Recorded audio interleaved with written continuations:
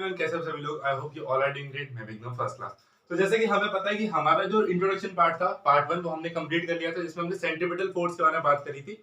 इस वाले लेक्चर में हम किसके बारे में बात करने वाले हैं? Universal law of gravitation. ठीक है। तो इसमें हम इसकी स्टेटमेंट पढ़ते हैं। वो क्या बोलता है? Every object in the universe attract every other object with a force which is proportional to the product of their masses and inversely proportional to the square of the distance between them। उसने बोला कि इस universe में जितने भी objects होते हैं, ठीक है, वो एक दूसरे पे फोर्स लगाते हैं, और वो फोर्स कौन सी होती है? वो अट्रैक्टिव फोर्स होती है, जो एक दूसरे को अट्रैक्ट करते हैं। ठीक है।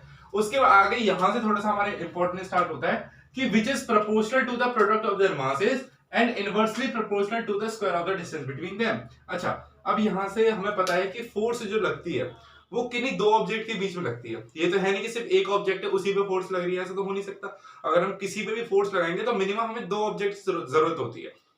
तो मान लेते हैं हमारे पास दो ऑब्जेक्ट है। एक ऑब्जेक्ट ये है जिसको हमने बोल दिया ऑब्जेक्ट 1, O1 ले लेते हैं, और एक ऑब्जेक्ट हमारे पास ये है जिसको हमने बोल दिया O2।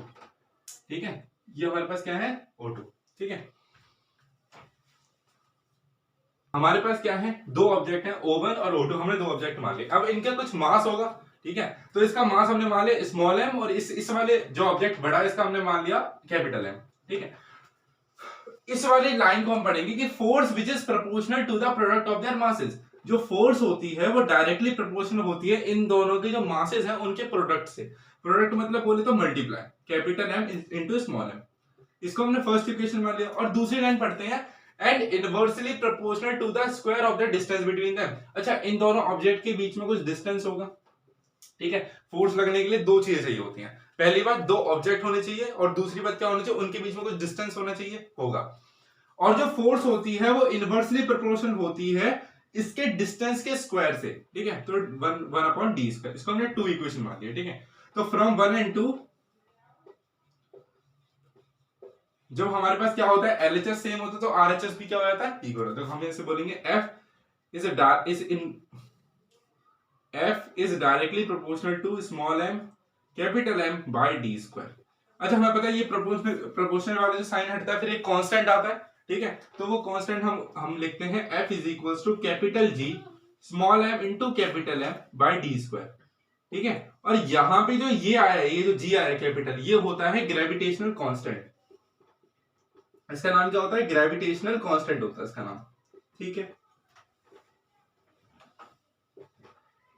अच्छा, अब इतनी बात हमें समझ में आ गई होगी कि एक बार इसको फिर से रीड करते हैं कि every object in the universe, मतलब इस यूनिवर्स में हर एक ऑब्जेक्ट जो होता है वो क्या करता है? अट्रैक्ट करता है हर एक ऑब्जेक्ट को with a force which is proportional to the product of their masses and inversely proportional to the square of the distance between them.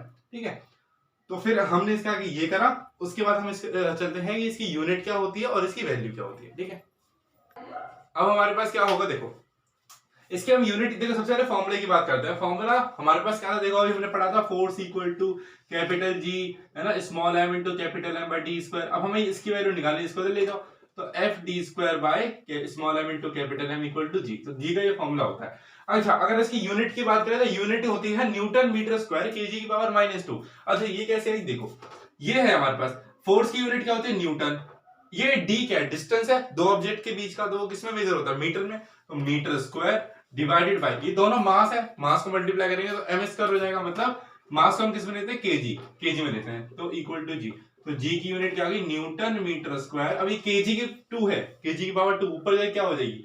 kg की पावर -2। इस चीज को आपको याद रखना है। ठीक है, बहुत बढ़िया। इसकी कुछ वैल्यू होती है, ये वैल्यू आपको बहुत ही ज्यादा इंपॉर्टेंट है, याद कर लेना। और वरना कुछ क्वेश्चन में ये दे भी दी जाती है। ठीक है, 6.637 into 10⁻11 newton metre square kg की पावर -2। ठीक है, बहुत बढ़िया।